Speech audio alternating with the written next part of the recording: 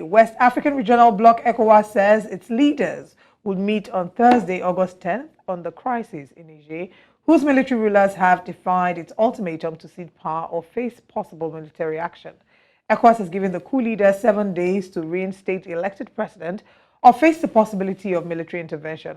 However, the deadline passed on Sunday with no change to the situation.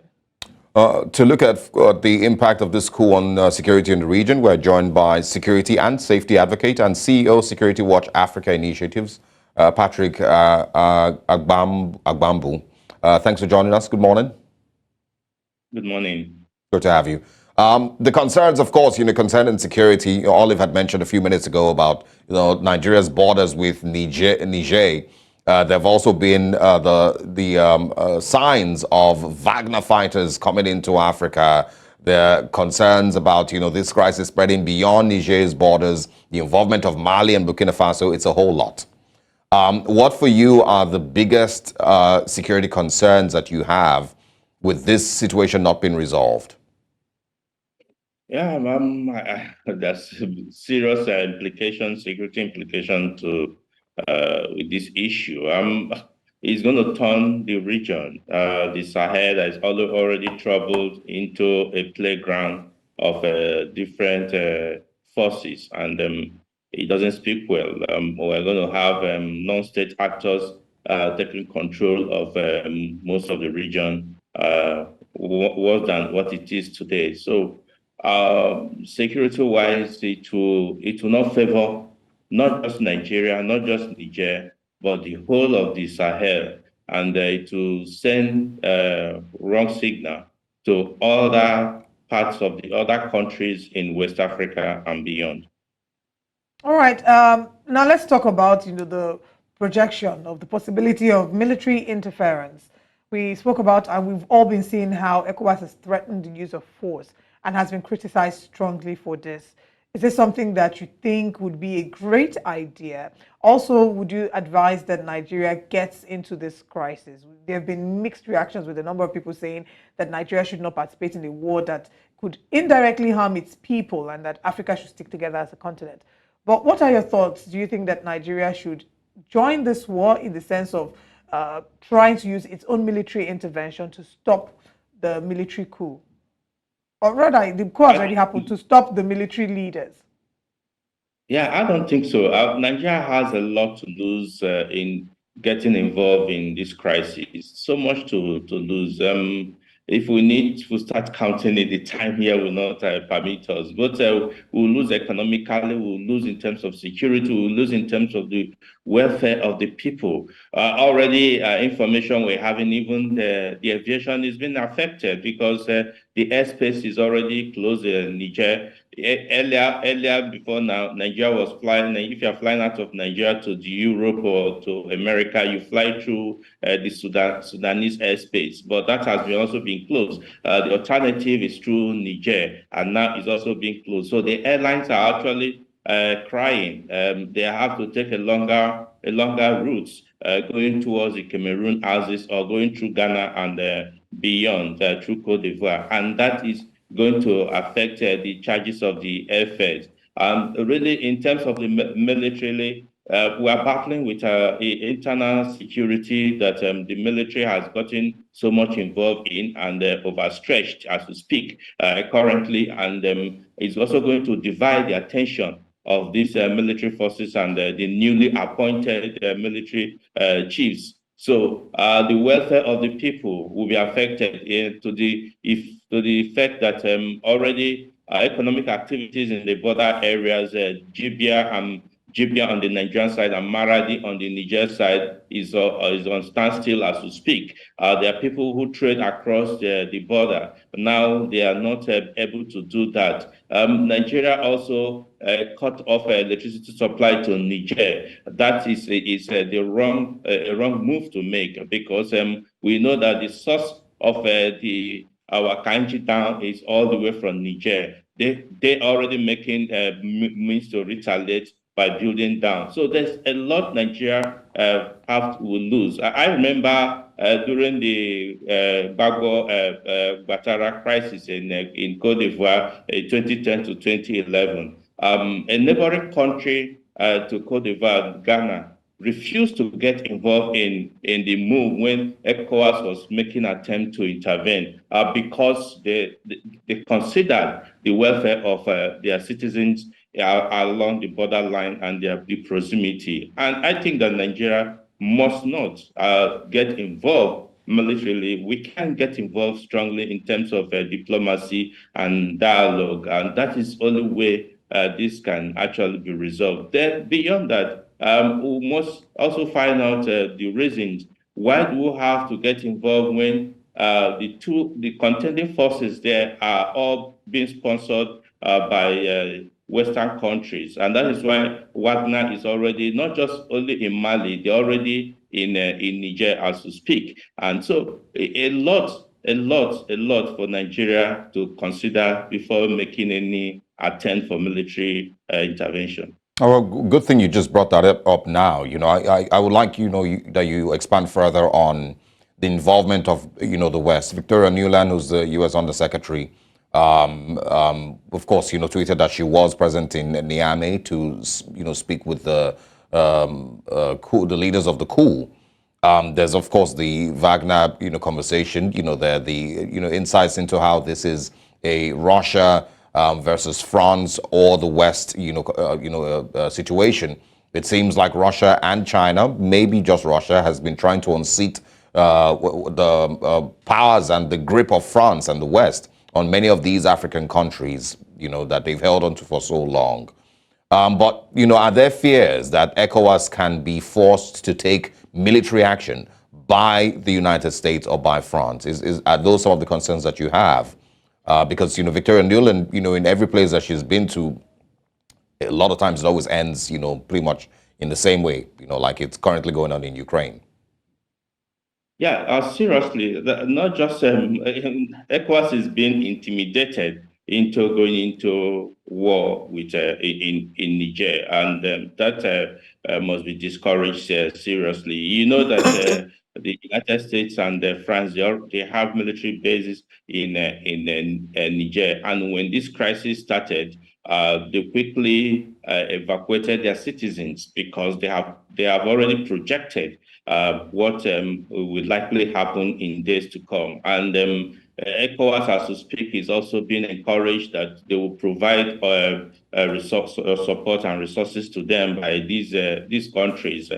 But sadly, the countries that have pledged support to the military junta in Niger, Mali, and Burkina Faso shares land borders with these people, and they also can provide support through the back doors. Like I said earlier, during the solidarity rally at the stadium by the citizens of the country with the military juntas, you saw them raising the flags of Russia and also the North Korea and all that.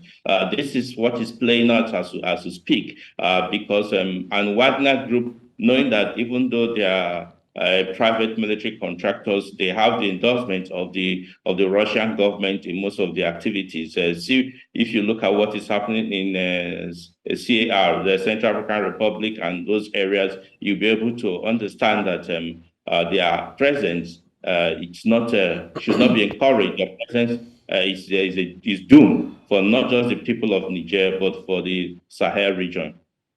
Right, there's going to be a convening or a reconvening by the ECOWAS body on Thursday, especially as because the deadline for the Niger has surpassed. The deadline has passed and nothing has been done. The coup is still in place, and the military head of state has already been declared. What do you think happens next? Where do we go from here?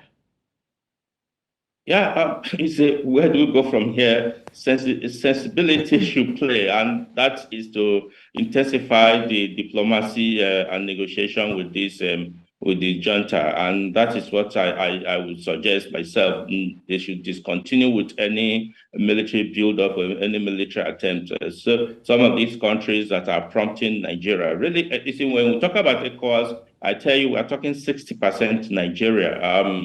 Some of these countries that are prompting Nigeria, Senegal, and they are far-flung from Niger. The effect may not be, they may not have the effect of these, and really it doesn't encourage some other West African country like Chad. Chad is playing neutral game. And so nobody knows where they belong, as we speak. In fact, the leader of France, of Chad, had actually met with the leader of the juntas. The outcome of their meeting was not disclosed. So a lot of problem will come up in time to come if ECOWAS on Wednesday decide to take the hard line. I expect that they should intensify, find out who are those that these military juntas can listen to. And there are so many of them in Nigeria and even in Burkina Faso and all those things. And I think that ECOWAS request that the outstart president must be reinstalled is too high-handed. I think that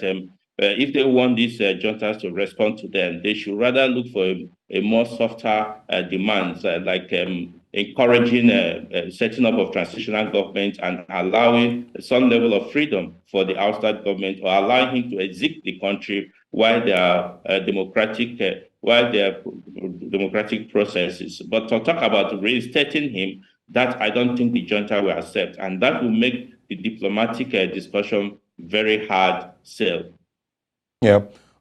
There is also going to be, likely presence of more, maybe private military forces, maybe, I'm not sure what words to describe them with now, but armed groups across the continent. It seems like, with a further breakdown of law and order, further breakdown of these conversations, there's the fear that the Al-Qaeda and ISIS and Al-Shabaab and these groups that have already been a problem across the continent will continue to expand. Are these things that we should be worried about at this point?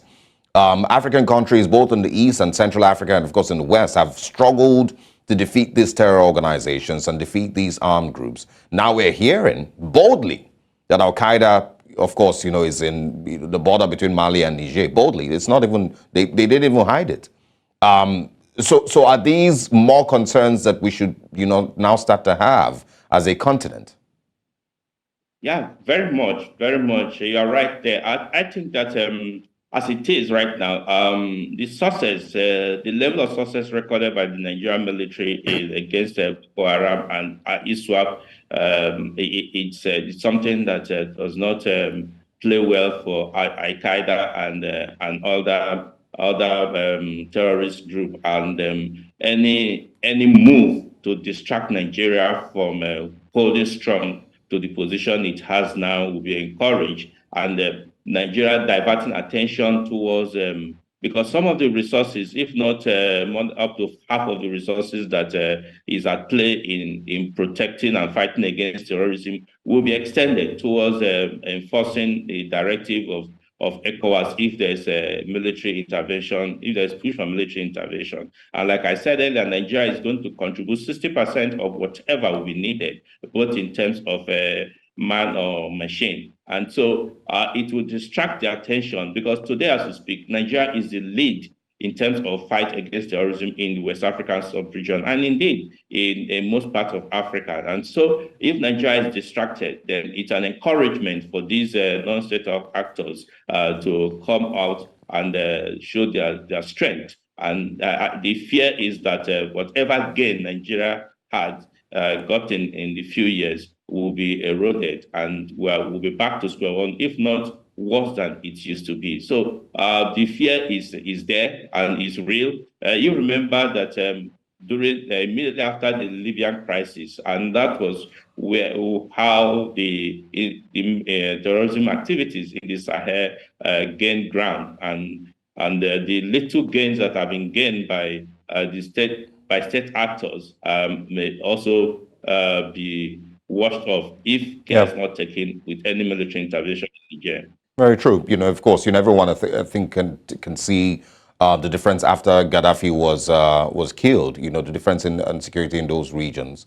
Finally, I want you to speak on the interests of the likes of Victoria Nuland and Emmanuel Macron and the West. Everyone who's getting involved and suddenly so much in love with democracy in Niger. So much now that they love the Nigerian people so much that they are fighting for democracy and fighting for the reinstallment of Mohamed Bazoum.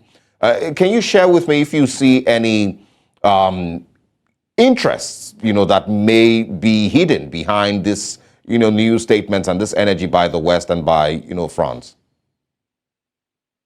You see, the truth is that the West never show interest unless it benefits their people and their government, and that is the real thing.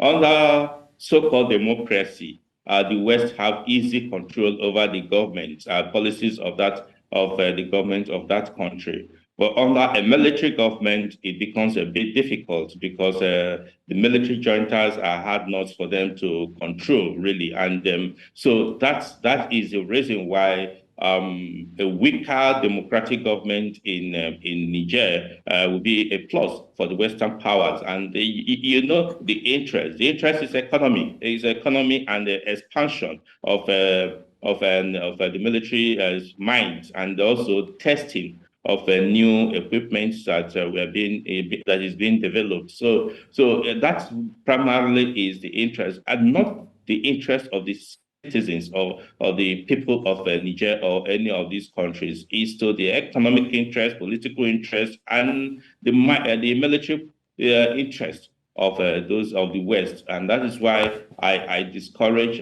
any distraction from what is happening. We don't encourage military rules. It's been said that the best military, the worst democratic government is better than the best military government. It's been said, but what the people want is good governance. What the people want is to be able to live their lives free, and that we can get when we have democracy, when there are choices to make, to select or to remove any leader that is not performing well. Right. But other than that, I think that the people of Niger particularly are happy with the new development. They have demonstrated it without fear. And I think moves should be made now to see how to gradually resolve this crisis. The West don't mean well for any of these countries, and the solution to this problem must be internal. ECOWAS must play a leading role to look for a better way to solve this. And questions have been asked.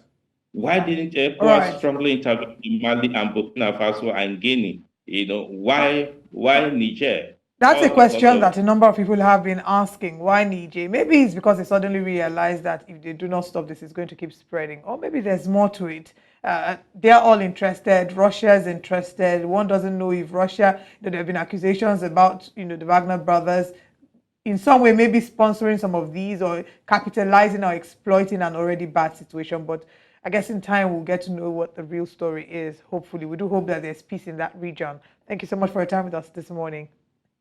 Thank you very much.